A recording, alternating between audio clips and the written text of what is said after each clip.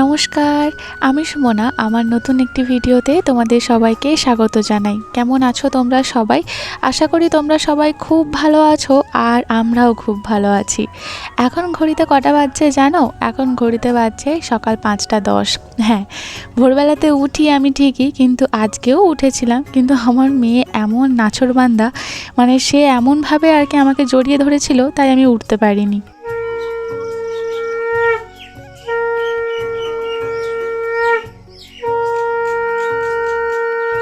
তোমরা অনেকেই হয়তো জানো যে আমার মেয়ে কিন্তু খুব ভোরবেলা থেকে আর কি উঠে পড়ে, কিন্তু ও উঠে পড়লে আমার আর কাজকর্ম সেভাবে আর কি করাটা কঠিন হয়ে যায়। তো সেই জন্য আমি আবার তাকে ঘুম পাড়াতে গিয়ে আমার এতটা লেট হয়ে গেল।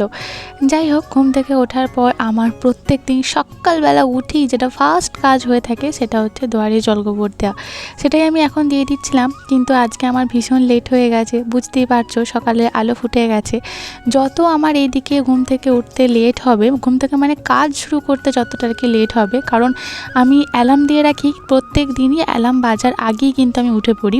প্রত্যেক দিনই মনে হয় কি, এই অ্যালার্ম বেজে বেজে বন্ধ হয়ে গেল না তো, মানে আমি কি শুয়েই আছি, আমি কি ঘুমিয়েই রয়েছি, তাহলে আমি কি করে কি রেডি করবো, মানে এই সমস্ত কিছু সারা রাত ধরে আমার চলতে থাকে। যদিও গতকাল রাত্রে আমার সেরকম ভালোভাবে ঘুম হয়নি, ওই 2-2-2:30 পর্যন্ত আমি পুরো জেগেছিলাম, মানে এদিক ওদিক এপাশ ওপাশ করছি। ফোন কিন্তু আমি ইউজ করিনি, ফোন অনেকটা দূরে রাখা ছিল, কিন্তু তা সত্ত্বেও মানে আমি অনেক ঘুমানোর চেষ্টা করেও কিছুতেই ঘুম আমার কাছে ধরা দেয়নি। তোমরা অনেকেই আমাকে জিজ্ঞাসা করছিলে আগে যে ঘরটায় রান্না করছিলাম, তো সেই ঘরটা কি হলো, ওই ঘরটায় রান্না করছো, ভালো ঘরটায় খারাপ হয়ে যাবে। এই যে তাদের উদ্দেশ্যে এই ভিডিও ক্লিপটা নেওয়া। এই ঘরটাতে এখন স্টোর রুম বলতে পারো, এবং এই ঘরটাতে এখন ঠাকুর রাখা হয়েছে, তাই ঠাকুর ঘরও বলতে পারো। যদিও এটাকে এখন স্টোর রুম মানে হিসাবে আর কি ইউজ করা হচ্ছে। তো এই ঘরেতে ঠাকুর রাখার আমার একদমই আমি পক্ষপাতী ছিলাম না, যে ঘরটা স্টোর রুম সেই ঘরে ঠাকুর রাখা। কিন্তু কি বলতো, এই ঘরে তো আমার মতামত তো সেভাবে চলবে না। তো অনেকেরই মতামত আর কি ওই ঘরেই ঠাকুর থাকবে, তাই এখন ওই ঘরেই ঠাকুর রয়েছে, তো কিছু করার নেই। তো আজকে না জলখাবারে ভেবেছি একটুখানি ডালিয়া বানাবো। জলখাবারে মানে অস্মির টিফিনেতে একটু ডালিয়া বানাবো। তবে ডালিয়াটা না তোমাদের রেসিপি অনুযায়ী, তোমাদের মধ্যে একজন আমাকে কমেন্ট করে জানিয়েছিলে যে এইভাবে ডালিয়াটা বানালে নাকি খুব সুন্দর খেতে হয়। তো সেই রেসিপি আমি ফলো করছি, তবে একটু আমার মতো করে। সর্ষের তেলের মধ্যে বলেছিলে মুগ ডালটাকে একটুখানি জিরে ফোড়ন দিয়ে, শুকনো লঙ্কা ফোড়ন দিয়ে, তেজপাতা দিয়ে একটুখানি ভেজে নিতে। শুকনো লঙ্কা ফোড়ন তো আমি দিইনি, কারণ আমার মেয়ে একদমই ঝাল খায় না। আর জিরে দিতে গিয়ে আমি দিয়ে ফেলেছিলাম 5 ফোড়ন, এটা আমার ভুলবশত হয়েছে। তবে মুগ ডালটা আমি আগে একটুখানি শুকনো খোলায় নেড়ে নিয়েছিলাম, তারপর ধুয়ে তারপর মানে এইভাবে আর কি ভেজেছিলাম। তারপর বলেছিল সমস্ত সবজিগুলো দিয়ে একটুখানি ভালো করে ভেজে নিতে। তারপরে আমার কাছে যা যা সবজি ছিল, একটু পেঁপে, একটু গাজর, একটু আলু, একটুখানি কুমড়ো, এই সমস্ত কিছু দিয়েছিলাম। আর ডালিয়াটাও আমি একটুখানি আর কি ধুয়ে নিয়েছিলাম। তো ভালো করে সবজিটা ভাজা ভাজা হয়ে যাবার পর ডালিয়াটা দিয়ে একটুখানি ভেজেছিলাম। তো তারপরে একটুখানি নুন, একটুখানি হলুদ দিতে বলেছিলে। তবে আমি এর সাথে একটুখানি আমার যে গুঁড়ো মশলাটা থাকে জিরে ধনে, তো সেটাও আর কি একটুখানি সামান্যই দিয়েছিলাম, খুবই অল্প করে। এবার সমস্ত কিছুগুলোকে ভালো করে মিক্স করে নেওয়ার পর তোমরা বলেছিলে এরপর মিশ্রণটাকে একটা প্রেশার কুকারের মধ্যে দিয়ে তাতে সমপরিমাণ মানে পরিমাণ মতো আর কি জল দিয়ে প্রেশার কুকারে সিটি বসিয়ে দিতে, খুব সুন্দর খেতে হয়। বিশ্বাস করো, আমি এইরকম ভাগ করে এর আগে কখনোই ডালিয়া বানাইনি, আর এত সুন্দর খেতে হয়েছিল, মানে টু গুড যাকে বলে। আর সত্যি ধন্যবাদ তোমাকে, অসংখ্য ধন্যবাদ, মানে আমাকে এত সুন্দর একটা রেসিপি দেওয়ার জন্য। আর জানো, সকালবেলা সে কখন ঘুম থেকে উঠেছি এখনও পর্যন্ত আমি জলটাও খাইনি। হঠাৎ করে মনে পড়ে গেল, ইরে আমি তো জল খাইনি। তাই সকালবেলা একদম মানে সমস্ত কিছুর কাজ আর কি, একদিকে ভাত বসিয়েছি, একদিকে ডালিয়াটা হচ্ছে, তো সেই ফাঁকে আর কি একটুখানি আর কি জলটাও খেয়ে নিলাম। গত কয়েকদিনের বৃষ্টিতে আমার জামা কাপড়গুলো শোকানো নিয়ে প্রচণ্ড আমি কষ্ট পেয়েছি, প্রচণ্ড কষ্ট। এদিক ওদিক একবার মিলছি একবার তুলছি, আর এই জামা কাপড়গুলো যে কতবার বৃষ্টিতে ভিজেছে তার নেই কোনো ঠিক। ফাইনালি গতকালকে যখন অস্মিকে স্কুল থেকে নিয়ে আসি, তখন দুপুরের দিকে দেখলাম যে প্রচুর রোদ উঠে গিয়েছিল, মানে ওই 2টোর পর বলতে পারো। তো 2টো থেকে 3:30 মতো রোদ ছিল, তো সেই রোদে সমস্ত কিছু শুকিয়ে গিয়েছিল। তো সেই জামা কাপড়গুলো গতকালকে না আমি আর ভাঁজ করার সময় পাইনি, এইভাবে চেয়ারে আর কি লোড করে রেখে দিয়েছি। দিয়েছিলাম। তো আজকে সকালবেলা যখন দেখলাম যে এই মুহূর্তে অস্মিও ঘুমাচ্ছে, মানে ঘর ঝাঁট দেবো, ঘর মুছবো, সব কিছুই করবো, কিন্তু তার আগে ভাবলাম যে জামা কাপড়গুলো আগে গুছিয়ে নিই, কারণ কোনো কিছু খুঁজে পাওয়া যাচ্ছে না। আর আমার মানে আলমারিতে যে সমস্ত জামা কাপড়গুলো রয়েছে ডেলি ওয়ারে, তার ম্যাক্সিমামই কিন্তু আমি ওয়াশ করে দিয়েছিলাম, তাই খুঁজে পেতে এটা ওটা করতে কিন্তু প্রচুর লেট হচ্ছিল। তাই ভাবলাম আগে সমস্ত কিছু আর কি এভাবে গুছিয়ে নিই, গুছিয়ে আর কি জায়গার জিনিস জায়গায় রেখে দিই, তাহলে আমারও সুবিধা হবে। তারপর আর কি অস্মি উঠে যাবে, উঠে গেলে একটুখানি ঘর ঝাড় দিয়ে এই সমস্ত কিছু আমি করতে পারবো খুব ইজিলি। তো সমস্ত কিছু গুছিয়ে নিয়ে জায়গার জিনিস জায়গায় রেখে দিলাম সব কিছু। আর সাথে দেখো মশারিটা খাটানো রয়েছে, মানে আমার মহারানী কিন্তু এখনও ঘুমাচ্ছে। আর আমি খুব তাড়াতাড়ি, মানে যতটা তাড়াতাড়ি সম্ভব এবং যতটা খুব তাড়াতাড়ি মানে খুব চুপচাপভাবে করা সম্ভব ততটা আর কি চুপচাপভাবেই আর কি করছি। আর একটু করে কাজ করছিলাম, একটু করে খেয়াল রাখছিলাম আমার মেয়ে যেন উঠে না যায়। তো খুব আস্তে করে দরজাটা বন্ধ করে দিয়ে এলাম। ভাতটা মোটামুটি হয়ে এসেছে, তবে আর একটুখানি হবে। আর ডালিয়াটা হয়ে যাবার পর ভাবলাম ডিমটা একটুখানি সিদ্ধ করতে বসিয়ে দিই। ভেবেছিলাম 2টো ডিম সিদ্ধ করব, কিন্তু একটা ডিম প্রথমে বার করে রেখেছিলাম, মানে ভুলেই গেছিলাম। কারণ কালকে রেশ আজকেও কাটেনি আর কি, সকাল থেকে আবার সেই শুরু হয়েছে। তাই যতই তোমরা আমাকে বলো যে সুমনা কানগুলো বন্ধ করে রাখো, পাত্তা দিও না, কিন্তু মানুষ তো রক্তে মাংস করা মানুষ তো যাই হোক আর কি। তো সেই জন্য আবার ভুলভ্রান্তি সব কিছু আর কি কাজকর্মে আর কি হচ্ছে।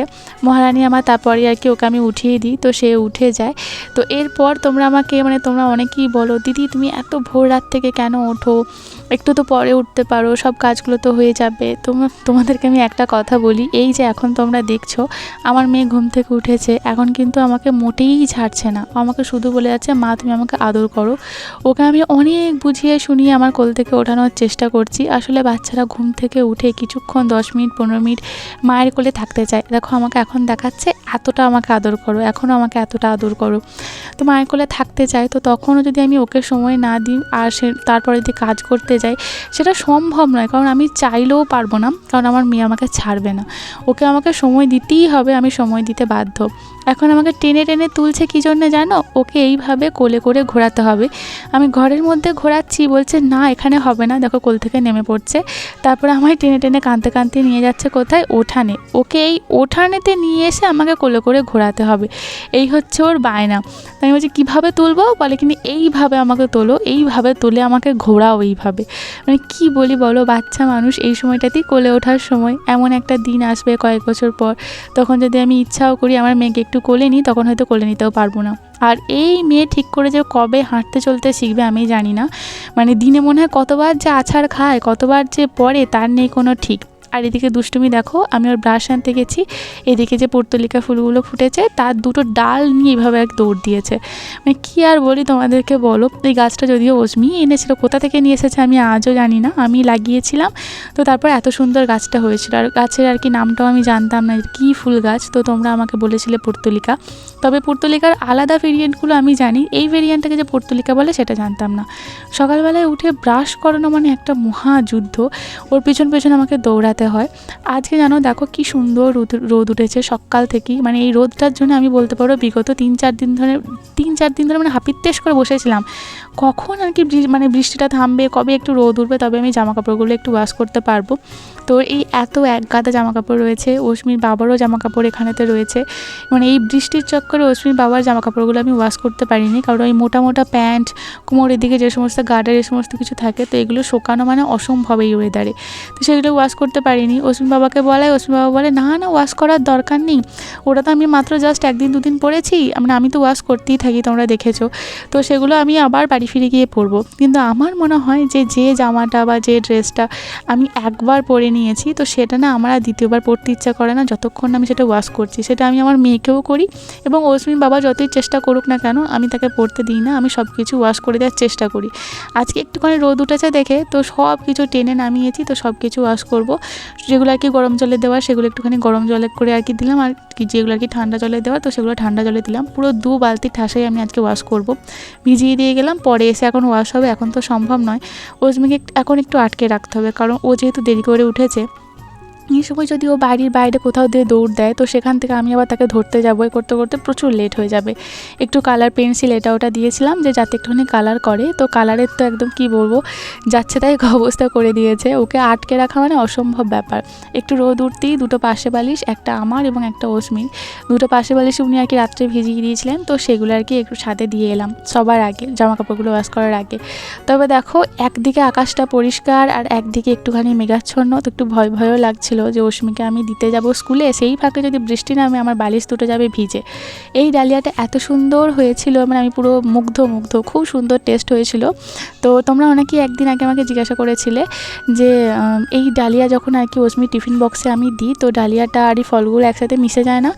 একদমই মিশে যায় না। এই টিফিন বক্সটা এত সুন্দর কি বলবো। তবে ডালিয়া আমার মেয়ে হাতে করে খেতে চায় না, তাই একটা স্পুন রাখারও জায়গা থাকে। মানে এই টিফিন বক্সটার সাথে এই স্পুনটা ছিল, যেটা পরে অস্মি আর কি ডিসকভার করেছিল, আমি জানতাম না কেনার সময়। তো সেই স্পুনটা আর কি দিয়ে দিলাম। সবসময় স্পুনটা দিই না, আবার পাকামি করে সে স্পুন এঁটে এটা ওটা করে স্কুলেতে, তো সেই জন্য দিদিন এই সমস্ত খাবারগুলো করি যে যাতে আর কি ডালিয়া মানে খাওয়া যায় আর কি, স্পুন দরকারও, সেই দিন আমি স্পুনটা দিই।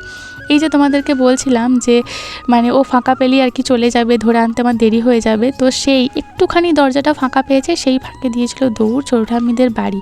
তো সেখানে আবার জানো মানে যে মানে আমাদের এখানে অম্বুবাচীর মেলা হচ্ছে, এখনও পর্যন্ত সেই মেলাটা রয়েছে জানো, কবে অম্বুবাচী গেছে এখনও পর্যন্ত মেলা। তো সেই মেলায় গিয়েছিল গতকালকে ওর ছোটো ঠাম্মি, ওর পিপি, ওরা সবাই মেলা দেখতে গিয়েছিলো, আর অস্মির জন্য এই ক্লিপটা নিয়ে এসেছে। তো সেই ক্লিপটা আর কি তোমাদের সাথে একটুখানি দেখালাম। এই সেম ক্লিপ কিন্তু আমি অস্মির জন্য নিয়ে এসেছি, শুধু কালারটা একটুখানি আলাদা। নিয়ে এসে ওকে একটুখানি আর কি রেডি করিয়ে নিজে রেডি হয়েছে। এইদিকে দেখো মহারানী আমার এদিকে ঘুরিয়ে যাচ্ছে, আর শুধুই বলবে কি কখন যাবে।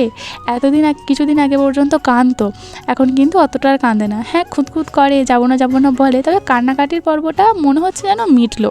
তোমাদের মধ্যে একজন না খুব ভালো করে লক্ষ্য করেছো যে আমি একটা নতুন ব্যাগ ক্যারি করছি, জিজ্ঞাসাও করেছিলে কোথা থেকে নিয়েছি, মেলা থেকে নিয়েছি নাকি সেটাও জিজ্ঞাসা করেছো, বা কলকাতা থেকে নিয়েছি না সেটাও জিজ্ঞাসা করেছো। কে গো তুমি কে? তোমাকে তো আমি চিনি না। তুমি আমার মেয়ে? তুমি কাদের বাচ্চা? আমাদের বাচ্চা? না আমি তোমাকে চিনি না। হ্যাঁ তোমার আমার বাচ্চা? না তোমাকে আমি চিনি না। ওদিক না তুমি আমারই বাচ্চা। কিন্তু তোমার বাড়ি কোথায়? আমাদের বাড়িতেই তুমি থাকো? ওলে বাবালে, কিন্তু তোমাকে না আমি সত্যি, ও ছিঁড়ে গেছে ঠিক হয়ে যাবে। আচ্ছা শোনো না, তোমাকে না আমি সত্যিই চিনতে পারছি না জানো, একদম চিনতে পারছি না, কি করি? হ্যাঁ এরোপ্লেন যাচ্ছে, আমার চশমা পড়ে গেল। আচ্ছা শোনো না, তোমাকে তো আমি চিনতে পারছি না, তাহলে কি করবো? আচ্ছা এরোপ্লেন দেখতেই আমাকে উত্তর দাও। তোমাকে তো আমি তুমি আমাকে চেনো না গো? আমি তোমায় চিনি। তুমি আমাকে চেনো? কি করে চেনো? আমি কে হই তোমার? আমার মা হও। আমি তোমার মা হই? হলে বাবালে, এখন তো আমাদের গাড়ি। ও আর তুমি এখন কোথায় যাচ্ছ বাবা? স্কুল। কোথায়?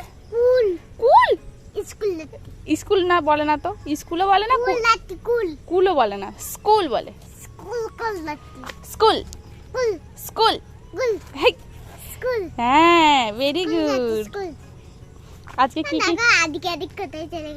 আজকে ম্যাম কি শেখাবে বলেছে? ম্যাঙ্গো শেখাবে বলেছে। ও মা আচ্ছা তুমি পারো? আর তুমি ম্যাঙ্গো খাও? হ্যাঁ প্রতিদিন একটা করে ফুল দেবে, সে যে ফুলই হোক না কেন, দিয়ে বলবে আই লাভ ইউ। বলে বাবালে, আই লাভ ইউ টু সোনাই। রেখে দাও, ব্যাগে রেখে দাও, সুন্দর করে ব্যাগে রেখে দাও, মায়ের ব্যাগে। সুন্দর করে রেখে দাও। এই যো এনো।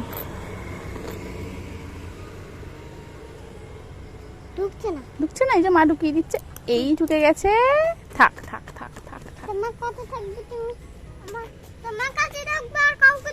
না আমি আর আচ্ছা আমি কাউকে দেবো না, ঠিক আছে। আমি তোমাকে আইসক্রিম কিনে দেবো, সব কিনে দেবো। কি বলছো? আইসক্রিম কিনে দেবো। আমাকে আইসক্রিম কিনে দেবে? আচ্ছা, তুমি আমাকে ভালোবাসো? কতটা ভালোবাসো দেখি। এতটা ভালোবাসো? টাকা আছে? আমার কাছে টাকা আছে না মা, আমার কাছে তো টাকা নেই। ওই দেখতে পাচ্ছিলে? কারুর পার্সে হাত দিতে নেই, বারণ করেছি না একদিন? কারুর ব্যাগে কারুর পার্সে হাত দিতে নেই। ওরে বাবা, ও ও, ও। 1 2 3 4 5 6 7 8 9 10 11 12 13 14 15 16